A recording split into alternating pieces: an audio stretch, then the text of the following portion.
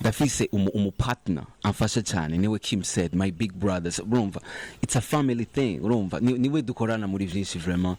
Ego ndonse uburyo ndashiramwo nawe akansupportinga, yani it's a family thing. Sinovuga ngo ni ibintu vya manager ngo niwe boss antegeka, you know, turakorana, it's a family thing. Turashira hamwe effort zacu kugira dutange produit nziza, ibisigaye navyo God.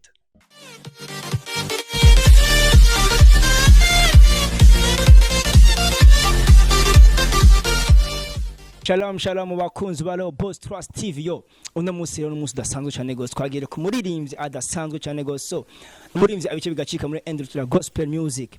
Okay, reka tumaze kuvyerekeye ubuzima bwiwe no kungene asanzwe abaho kuvyerekeye music yiwe. So ntimutangwe kandi cyane gose, katumwegere Simse na permission vuga izina ryiwe vraiment. Oya ako tumwibariza naye tugiye komsa mubashe kumumenya. Shalom bro. Shalom sir. Gute msazi. Ndashima Imana. Ndakuwa na freshe nyose kwa no muzi atujua twitegure kabisa. Byose tubikisha Imana. Ni bon tu. Yeah. Okay, nko watakuzi rero, nko watakuzi kutubwira kazina kawe komsa bashe kukumenya, bashe kumenya uriwe nico usanzwe ukora ko bibaze ngo twihenze umuryango today aho twaje. Okay, mu mazina abavyeyi bamaye nitwa Gibson ndayishimiye. Ariko akazina kubuhizi ni Gibson King. King kivuye muri Bible, Revelation chapter 1 verse 5 canke chapter 10 verse 10, aho data tubwira ngo yatugize abami n'abaherezi. Je rero ndumwe muri abo bami, so nishuye ico data yampamagaye King. Yes, yego ndumuririmbyi wa gospel, ndiga, ndakora, yeah, ndacaba muhe.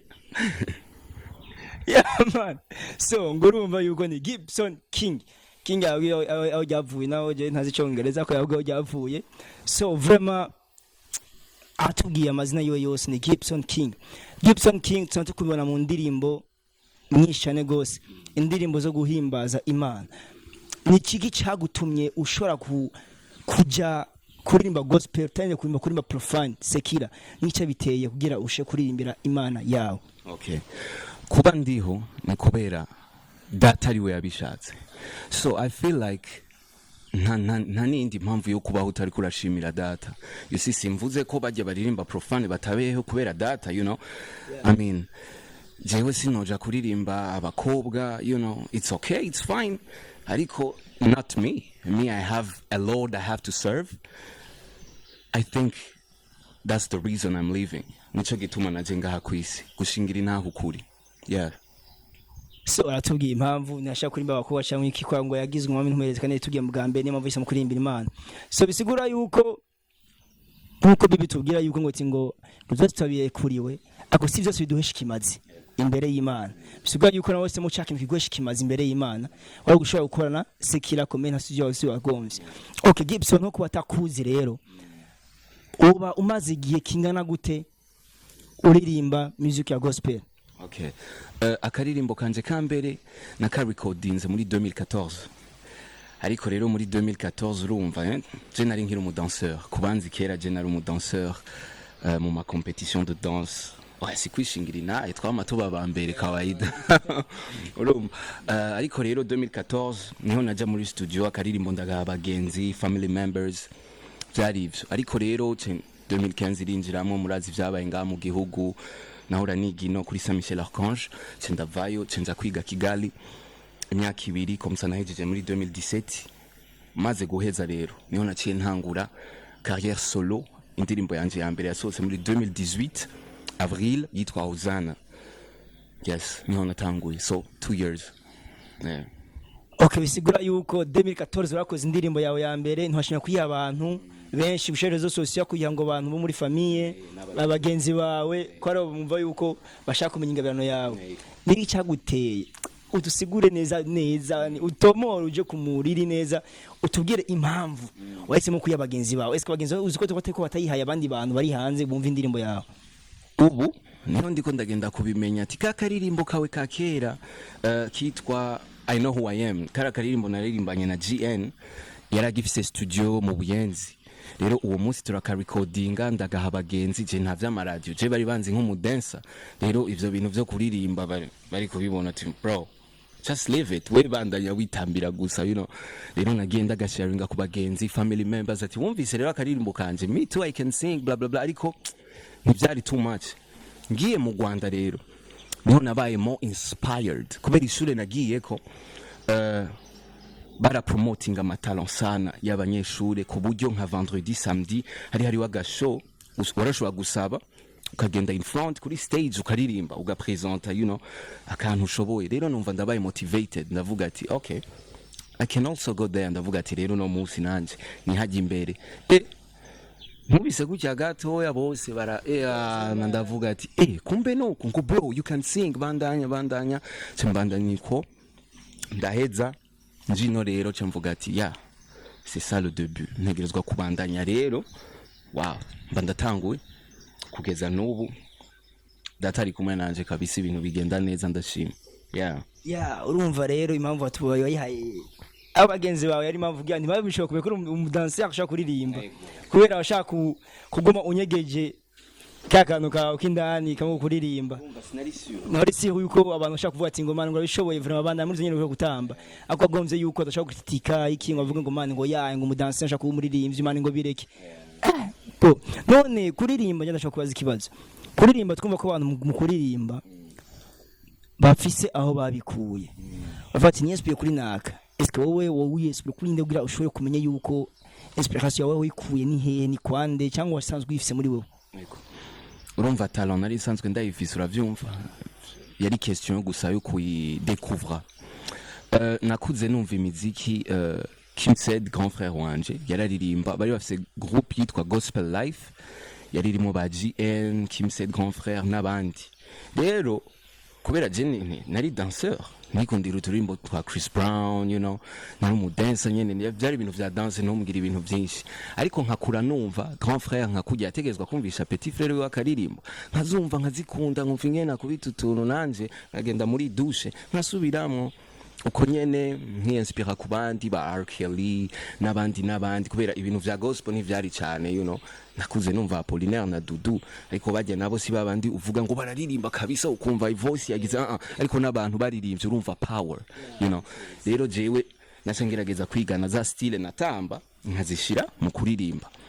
Rero nakuze ni inspira kuri grand frère n'abandi nyene ba star bazwi baririmba profane. Yes. Nsanzubwiye ko akatuvuga akabanga ko Kim Ced tuzi muri gospel music mu legends twemera nga mu Burundi ari muri gospel music ko muvukana ariko babiye gagize inspiration ivuye kuri we. So nkunda kwibariza kuva utangwe kuririmba 2014 ngiki nka témoignage yawe utubwira kuvyerekeye indirimbo ririmo kundi indirimbo turazize vraiment tuzi ko indirimbo uvuga message y'ukungene ubayeho, hari indi maso yo kurashimira Imana ku munsi w'isabukuru ryawe. Sinzi ko tubwo témoignage kawe kugira tubashe kumenya témoignage yawe vy'ukuri y'ubuzima bwawe wabayemwo gucatumye uvuga ati nimba navuye muri Sekira ntambi n'izindi za Sekira cyatumye nta indirimba gospel cyari ukumengo cyangwa nananiwe cyangwa iki utubwira ivyerekeye témoignage yawe kumwe nashobora kurimbira Imana. Okay, jewe nakuriye deja mu muryango dukunda gusenga, twari tuzi Yesu, you know, mama wanje papa wanje urumva vyari ibintu vy'abakristo tu. Ariko jewe rero urumva adolescence nyene talent yo gutamba, j'étais danceur show ibintu by'amatamba 2010 11 bla bla na ego vraiment nari ndabishushemo. Ariko rero igihe kiragera numva umengo ukuri sinovuga ngo ni effort nagize, ariko I think it was time, yari umwanya w'Imana. Numva tu appel imbwira ati iyo talent yawe utangura kuyikoresha mu vy'Imana ntibibaza ko hoba impact. Rero cyo ndatangura muri groupe iraho yitwaga Nahora, nego bari banyemvise, yari sanzwe baho baranyemvita dukorane muri concert imwe y'umuririmvyikazi yitwa Adora. Ndabafasha nyene turatamba, it was my first time ntambi vya gospel. Ndatamba bon so irahera turasezerana ati bye bye tuzosubira. Musukurikira baransaba barambwira ati ntuguma muri groupe vraiment. Ariko nanje numva mu mutima kabisa ndavuga ati it's time ko nkorera Imana nawe. Turinjira rero muri gospel show concours ya mbere de danse yo kuri CLM nitwe twayitsinze gana Doris. Ndemvita n'abagenzi twahura dutamba na secular. nabo barazamo uko nyene turabandanya kuri life center twaratamba, and then ibintu birahinduka ntangura kubona umengo dance sindi ko nshaka kujija abandi ba danceur, ariko personnellement dance natanguye kumva umengo nayirengeye wapi vraiment natangura kumva isoni kuburyo ndiko ndatama nkumva isoni ndi kuri stage ngati no ndabirengeye ibi bintu, ariko non pas kubera ngo ndi special, ariko it was the calling of God. Urumva vyaciye rero biva muri dance bija muri kuririmba. Mu kuririmba rero sinzi ko mumaze kumva indirimbo zanje kenshi, topic nkunda cyane to say thank you Lord, merci iyo topic yanje, yani muzoyumva mpaka, ariko muzoyumva mu mastile atandukanye hamwe mutebe muyikunda, kuko numva umengo vraiment sinovuga ngo nabayeho nabi, nakuze mu buzima bwiza kubw'ubuntu bw'Imana, ndiga ubuzima burabandanya, rero numva umengo devoir yanje is to say thank you. Igihe cyose ndose opportunity is to say thank you, you know. Ego parfois ndacishamo to say the good news, nkabwira abantu receive Christ, do this, but my favorite topic is to say thank you Lord, kuko numva umengo ntacyo dufise dukwiriye man, n'ubuntu bw'Imana kuba tukiriho, it's the grace of God. Nta bintu byo gushaka rero kwigira boss ujifanye watari wapi man, relax, God is the greatest. Yeah. So yatubwiye ivyinshi ogutaka kumenya rero ngiba watubwingine watanguye wakuye byose gutamba kundi toshobora kubigenza mu muziki yawe, twakineho tubwira kandi kantu kamwe ingene ukora music. Est-ce que usanga ufise management gufasha gukora music cyangwe nkuko duwe ngo urakora uri sakese mu buryo bwawe ukoresha? Nta management ufise.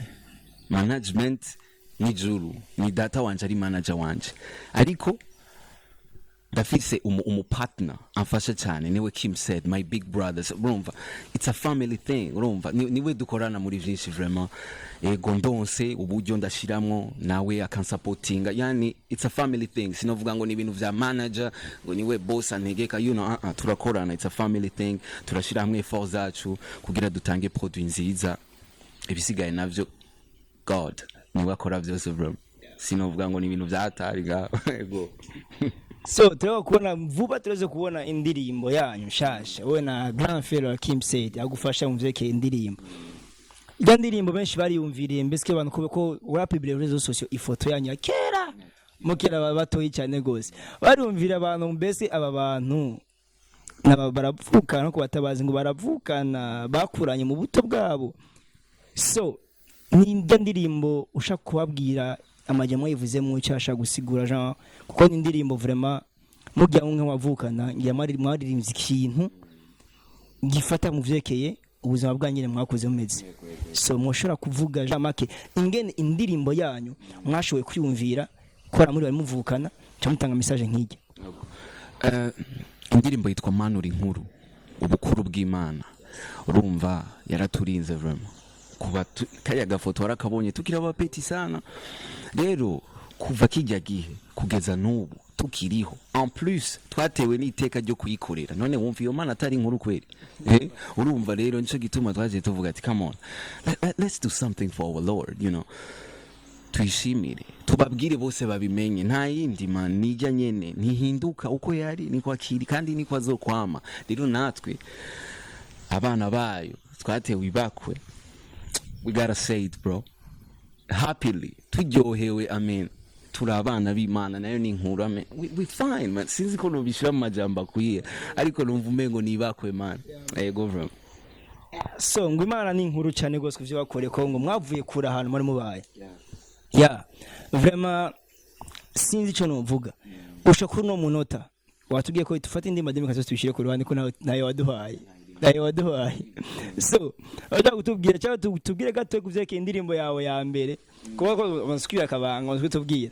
So nuko atura iyi video amenye indirimbo yawe ya mbere yavuga iki ko msashobora kumenya yuko vraiment quand même nimba Gibson King ndirimba iso yagataye duhaye tuyumvirize, yatanze message ivuga ibi nibi nimbuki ubwo cyo tubwira ka message gato watanze mu komisa twumve icyo twoshobora kuvuga twega abantu tugukurikirana nk'aba journaliste cyangwa aba fans bakurikira indirimbo zawe. Okay, rero urumva GN muramuzi twari dusanzwe tuzinanye ari umugenzi wa grand frère cyane rero yarafise studio rero je ndatangura kuririmba ndamusaba ati twoshobora kugira akaririmbo vraiment muri ico gihe vraiment nari ntanguye rero kwinjira mu ijambo kabisa yani ibintu vyo gukina ngo yambaye amadanse twasize akote natanguye kumva umupastor wanje ngo nditwa Pastor Chris rero urumva nari namaze kuba inspired cyane n'ama preaching yiwe rero iyo ndirimbo ndayandika camura na big man of God GN ndaza iyo ndirimbo yavuga ati I know who I am you know yavuga yari nka confession yico turi ico twagizwe muri Kristo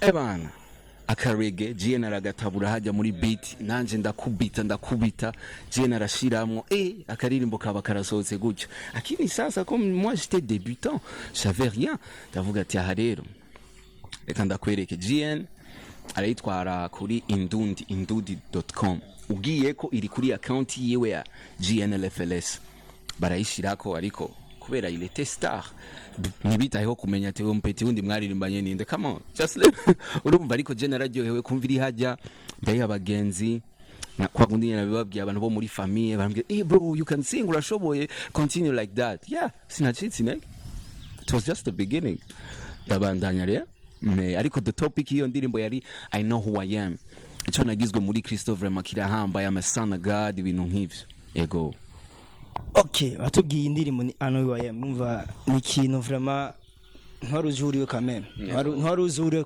simple ko umenye uriwe na gushobora muri bya bintu bya mbere wagiyemo so twashaka kutubwira ikindi kintu kimwe guca ko hano mango aho tuvugira ubu ugeze ku ndirimbo zingahe kuva watanga kuririmba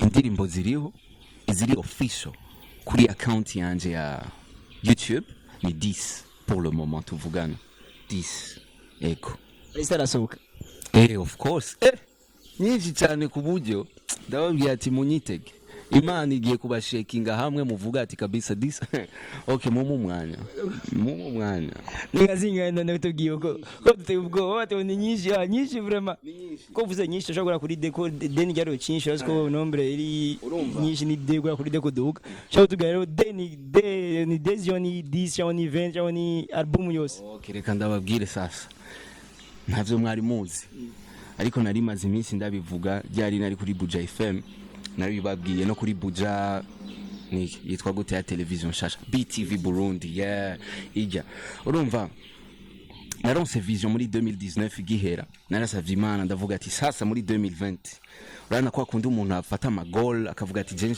mfise goal nk'ubu TV yanyu Rehoboth Trust TV murashobora kuba mfise goal yo gukoresha interview abantu ba gospel bako barakora n'abandi mushaka kuboostinga sasa jewe goal yanje ya 2020 yari yo gusohora indirimbo chaque mois ni kuvuga indirimbo 12 yes janvier sinayibahaye nabahereye kwanza muri December le 26 birasohotse janvier ndabaha yitwa faithful février kuri anniversaire yanje ndabaha yitwa thank you Lord mars nabaha Imana uri nkuru featuring Kim Ced avril kawaida Imana iri come on nibaza yuko iyo ndimba zosokora 20 avril oya nizozora 20 avril parce que yuko no sanga natama indirimbo yawe ku munsi wanje sempre so vraiment atubwiye yuko chaque mois wateguye yuko goal yawe chaque mois kusora indirimbo imwe so vraiment my brother since you know my brother vraiment ufise speed dasanzwe ko kuvuga indirimbo ya chaque mois zawatse ni umuntu muri cirque ya gospel wenyene nabise kandi bakore kuravyo so vraiment turaguteye intege cyane gose okay hari indirimbo rero ugarutunda uvuze ko ewe na Nonixel o muri Victoria's team man ya ndirimbo kuki ngira ko ndimva ati no ni indirimbo vraiment sinzi tuzempera ngene mayiririmbye ace numvumengo yuko vraiment gospel mu Burundi yarano kiraje vraiment sinzi none ubwiro nke aba Victoria's byakorohereho ko tuzi yuko bajya abantu baboneka mu ndirimbo z'aba featuring GKI nka ubwira rero kigwana group zabimugora bon Evan ibi nari umugambi w'Imana birikora kweri sinovuga ngo naragize ibintu vy'amatactique wapi ni twagoranye ariko kubera vyari muri gahunda y'Imana bice vyoro yego ntivyangoye vraiment kumuronka kandi twakoranye neza, is my brother. Yeah, byose bimeze neza n'ukuri. Kwataje none excel n'umuntu vraiment nosha kuba vraiment dasanzwe je nashoboye kuririmba. Vraiment muri gospel kora rap iwe vraiment ni gospel vraiment n'amajambo ari n'amajambo yubaka. Okay, turasima gatoye tuje rero. Atubiye ngo nakora. Siko. Atubiye ngo nakora ashaka kutubimena kabanga kazi usanzwe ukora ko tubimenye twumve yuko vraiment bwa wundi urakora turabitahuye ntatubeshe cyangwa ntatubwicishe ku ruhande utubwire by'ukuri nimba ukora icyo ukora musanzwe akazi ukora. Akazi nkora sinshimiye kukavugira ngaha, you know, this is social media. Birashobora kubabaza bamwe, birashobora kuryohera abandi, you know, birashobora gutuma abandi bavumva umengo Imana atuwa, ariko ndashobora kubivuga privately atari ngaha kuri social media, sibyo? Yego.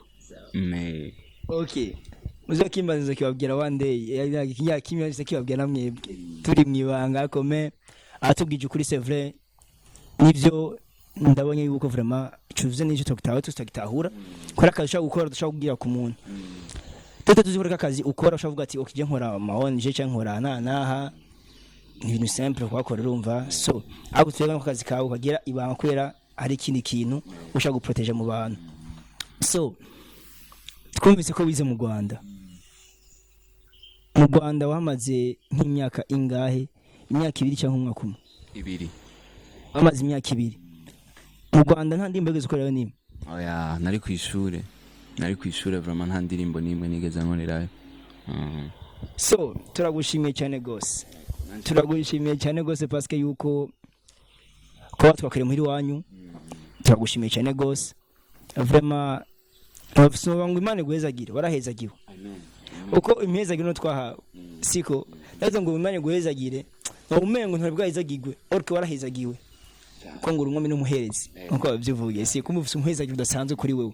So vraiment my brother, thank chane gose kutwema kuri Rehoboth Trust Tv kugenda muri wanyu ukajyana ikiganiro ukavuga ivyerekeye muziki yawe ngene ukora kanobwe nibanga dufite indirimbo shaka muha indirimbo imwe. Turagushimiye cyane gose Gibson n'ubutatu gutwifuza muzoreke kutu umwanya gutwitaba utubwira akajambo kabona kandi kuvyekeye ubuzima bwawe. So thanks cyane gose nkajewe ndagushimiye cyane gose na TV yanjye turi kumwe turagushimiye tubivuye inyuma. So mwumvise umutimiri wacu byatubwiye byose ariko ntimugende mutumvirije Gibson King wariwe tu simplement amwiza amajambo no ku YouTube agwiye umwe yitwa Gibson King cumuromba indirimbo ziwe ariko reka turi kumwe twagira kujya kumusanga muri wabo aducishirize ko atugira akantu kamwe aturirimbe twumve yuko tuvuye ngatukwe udakuye umuhezagiro kuko ndabwiza ku nzoga bira tunzogera mu nzu y'umugororotsi ngo avuye uko nyene uzava bakora andi mavuta adasanzwe katuvuye ngatuharahuye ayandi mavuta. So ushobora dushiriza gatoyi ko musaho turaba bumve yuko Gibson King niwe Gibson King. Aya majwi rero ni hatari ariko reka tugire. Why, oh why, tu nous aimes, tu nous guides, tu nous protèges. Why, papa, moi je vois l'amour dans tes yeux. Oh why, you slay, you slay, you slay, you slay. Oh, you slay, tell me why you. Yeah. Mama, nayanje. Yo, so nindirimbo urabwa ibani mabena Anonix ndimbo nziza cyane gose. So thanks cyane gose kama dukurikiranye tukurikire ngo butanu ndi muririmbyi adasanzwe cyane gose. Yo, ciao kandi mwibagire ngaho hepfo nabwiye kara kantu kari ngaho hepfo zo guklika abonnement iki byose mukakora hanyuma ngara commentaire yanyu comme ça Gibson King mashe kumubwira icyo mu muziko nico mushako yokora nico muterereye mu buzima bwiwe. So thanks sana turi kumwe ngo butaha.